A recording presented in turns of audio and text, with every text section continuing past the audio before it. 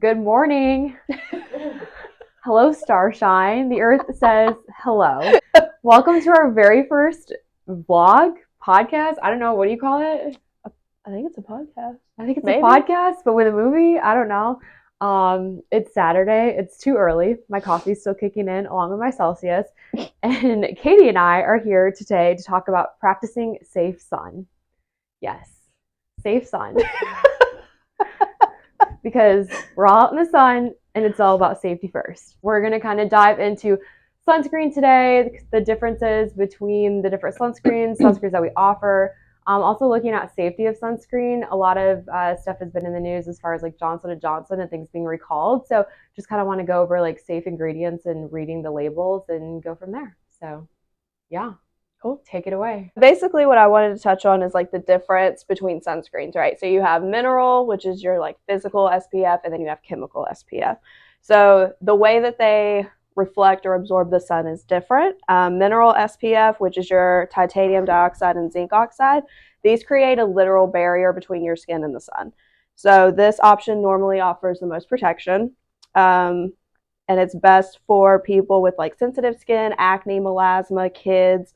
The only downfall with mineral SPF is that typically it's a little bit thicker. It's what you see that has like that thick, like white cast on people a lot of times. But I will say they've come a long way, like the ones that we offer here, which are these three right here. They don't leave that like thick white cast, but they still offer the same protection as they would otherwise. And then your chemical SPF is going to literally absorb those rays, and then it converts its chemical structure to reduce damage. These are going to be your active ingredients like oxybenzone, avobenzone, and dioxybenzone, just to name a few. These options, though, they're more thinner. They typically spread a little bit easier, but you have to reapply them more often. So they offer just a little bit less protection. But both, I mean, if you're wearing sunscreen, I'm happy. I mean, as long as you have something on. As long as you have something on. Yeah. And reapply every 2 hours. And always ask somebody to help you put it on your back, because we've all seen that person that takes it and does like the slap thing, and then they have like the handprint on their back. Or the spray, and they like don't hit anything. Or it's like spraying you. Yeah. You're like at the beach. It's like in the wind, just gone. Yeah. It's like, doesn't hit anything. Thank you for the Neutrogena thing. So we're going to kind of go through and talk about like different ingredients of sunscreen. So just want to kind of throw out there that 63% of ingredients in most of the popular sunscreens in Europe are actually classified for like dangerous for human health and environment. So there's increasing scientific evidence, because I'm a science nerd, that shows that your conventional sunscreens contain hormone disrupting ingredients. And so our hormones pretty much manage everything. And there's a lot of like toxins in like a lot of the plastics, a lot of the like sunscreens, cosmetics, those types of things. And so they disrupt our hormones. And so what we're finding is like an actual decrease of fertility in males, believe it or not. So if you look at like the, right, I know, right?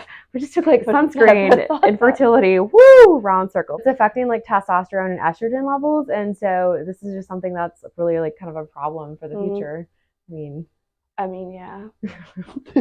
So some of these ingredients, like I said, can cause infertility in men. There's certain chemical UV filters that actually cause decreased birth weight and can be detected in the bloodstream and urine.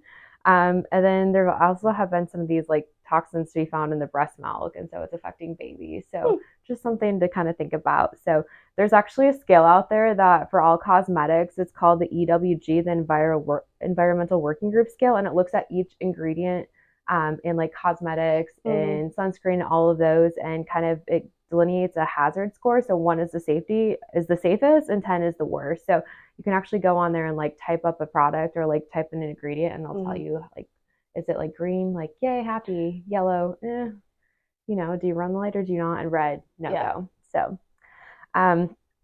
let's see here. So zinc oxide actually is the safest ingredient in sunscreen. It has an EWG safety rating of 1 when used in creams, and when it's used in sprays, it actually has a 3. So we're going to kind of talk about like high, moderate, and low risk, and just trying to like for sure avoiding the high risk. So high risk ingredients, oxybenzone, actually has an EWG rating of 8. So that's like super red.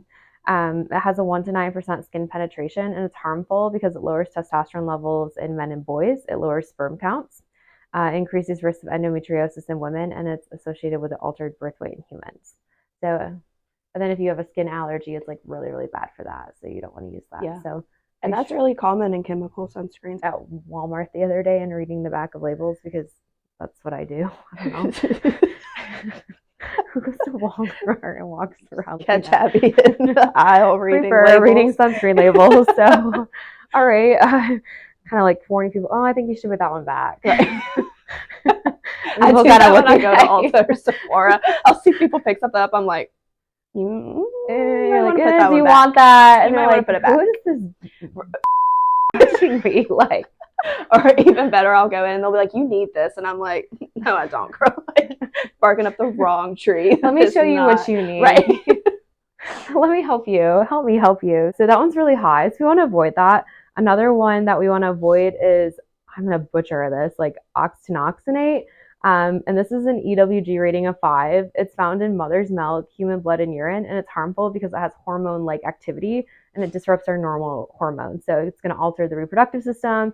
If you have thyroid issues, it can make those worse and it can actually affect your behavior. And it has a skin allergy risk of moderate. So just kind of, those are the two that we want to avoid, are the oxybenzoin and the octinoxinate, because those are going to be like your very, very high risk ones. And then I'm just going to kind of list some moderate risk ones. So parabens, we see that it's like in every cosmetic. So these, like the most common ones are the butylparaben, ethylparaben, methylparaben, propylparaben. I feel like I'm in a spelling bee. These actually mimic the activity of estrogen in the body, so they cause a risk to reproductive health and endocrine system. Everything has parabens in it, so just check the labels. The phthalates, so these will appear as like your fragrance or DPB on the sunscreen, and this is harmful because it lowers testosterone levels. So, and it can also increase risk of PCOS. So, other moderate risk harmful actives to avoid: the homosalate, octisalate, octocrylene, and then low risk ones. So these are like very low, but a lot of times they're combined with some of the other ones. Would be like the avobenzone. So these are going to be found more in, like Katie talked about, your chemical sunscreens. The metrozole, retinol, palmitate, and I'm not even going to try to pronounce the last one, but it's methyllithiazolinone. So I need like 5 more Red Bulls to pronounce that. So just kind of sum it up. All of these things mess up your hormones. And if you want to have babies, you want to have hormones. Even if you don't want to have babies, you want to have hormones because hormones make us happy. People don't tell their husbands.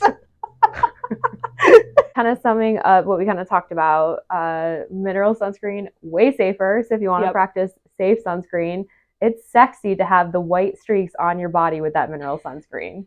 People may look at you, but they will. It happens to me every time I go to the beach because I'm already pale. So like that just makes me like. But you look like a cake with like beautiful frosting on it. It's like, what was that movie where they're like, frost yourself? How to Lose a Guy in 10 Days. That's what it was. Remember where she wore the diamonds? They're like, frost yourself. Oh, yeah. Okay. So frost yourself in mineral sunscreen. Chemical sunscreen is going to take about 20 to 30 minutes to take effect when you put it on, whereas mineral sunscreen, because chemical sunscreen needs to penetrate and get to the skin, like go through all the cells and all of that. Science, yay. Mineral sunscreen, it's like a cake, right? It's a layer, so it's going to frost yourself and it acts right away. When you put on your sunscreen, give it a second before you go in the water. I don't know. Do you ever see that where like moms like throw sunscreen on their kids? Yeah, like they're running in the pool. and they're like running to the beach, like they're like here, spraying Jimmy, them. slow down, and they're spraying them, and it's like Yeah. the wind, and that doesn't do anything. So like applying sunscreen on yourself or children before you go to the beach or the pool, because then it has a little bit of time to settle. Put it on before you put on your like swimwear too. Yeah. Because you'll miss spots. Yeah. And then your swimsuit moves, and then you've got to burn. Yeah, like I got a burn like right here one time, and it was the worst. Awful. Because it like kind of went on my butt, and it was uncomfortable. There was also one time where I was in the Dominican Republic and I was on doxycycline, which makes you photosensitive. And then I was drinking and I didn't have sunscreen and I fried like a lobster. And just so you know, they do not sell aloe vera at the airport in the Dominican Republic. Good to know. Just FYI. So mineral sunscreens, as Katie talked about, they act as a shield. They reflect the sun rays back. Also, tips for choosing a safe sunscreen: always read the label. If you're unsure, look at the EWG rating. Choose a broad spectrum. So they recommend at least 15. I say at least a 30. At least a 30. Yeah. And then make sure to read the label about water resistant. So some will say 40 minutes, some will say 80. Most sunscreens are going to last for about 80 minutes. So we usually recommend applying like every like 60 to 80 minutes. As far as like some tips for the face, so you should be wearing sunscreen no matter what, every single day. I don't wear makeup usually. Like my makeup is sunscreen. Yeah. I have on the Tone Smart and I have Color Science blush, and that's what I use. Like I love it. Yeah. And then I have a cute little powder brush as well. So like when you apply your sunscreen in the morning, you want to do the 2-finger rule. So one finger goes on the face, one finger goes on the neck. Don't neglect the neck, and try to apply it twice a day. If you're out in the sun, like actively out in the sun, then you want to keep applying that every 80 minutes. So we have a few products I guess we can look at here. So we're going to look at the back of the ingredients. So we have avobenzoin, not bad. The homosalate, so those are the moderate risk. The octisalate, moderate risk. And the octocrylene. So not the worst thing from the Neutrogena. But chemical. And it even says on there, oxybenzoin free. Nice job, Neutrogena. Proud of you. So that's what you want to see. Oxybenzoin free. 80 minutes, water resistant. Boom. Spray liberally. Yes. Prior to little Johnny running into the river. Number 2, chemical sunscreen. When did they make a 25? What is that? I don't know. It's like hair gel. It's hair gel. Used to crimp my hair with this in 4th grade. So we have avobenzoin, homosalate, the octisalate, and the octocrylene. So not bad. Hawaiian Tropic, dark spray tanning oil. I don't know. I would advise against this, but did you ever used to like put baby oil on yourself and sit out there with like an aluminum foil and like the rays? No, that was a hair past my time. No offense. Okay. I did use Hawaiian Tropic like dry oil though. That did happen. So you should use that for a slip and slide. Yeah. It's the only time you should use Hawaiian Tropic is on a slip and slide. Just saying. So this was bought in a resort for very expensive. Like gold here. It's a Comfort 360 spray. That's important. It's reef friendly. That is very important. And on here it says the oxybenzoin and octinoxate free, which is very good. SPF 50, safety first. We have the avobenzene, low risk, homosalate, low risk, octisalate, low risk, and then the octocrylene, low risk. So this one I would approve if you want to use a chemical sunscreen. As always, I need readers to read this damn thing. This is a tinted mineral. We have a Cell Ox shield. Tested on sensitive skin, fragrance-free, water-resistant. This one's only 40 minutes. Active ingredient. You want me to read it? I'll let that LASIK because I have titanium dioxide 11%. So this one's a good one to use. So, and it's good for face and all that stuff. Yeah. So these are, I would say, probably the best option if you're doing full body. Good for face. Yeah. This one better. Slip and slide. Yeah. All 3 of these are totally mineral, so they're just titanium dioxide and zinc oxide. This is the bomb.com. And these are, so both of these are 40 minutes. So you're going to get the most wear out of that. Bang out of your buck. And it lasts forever. That was a little dive into safe sun practices. Get outside, get some vitamin D with your sunscreen on. Yes.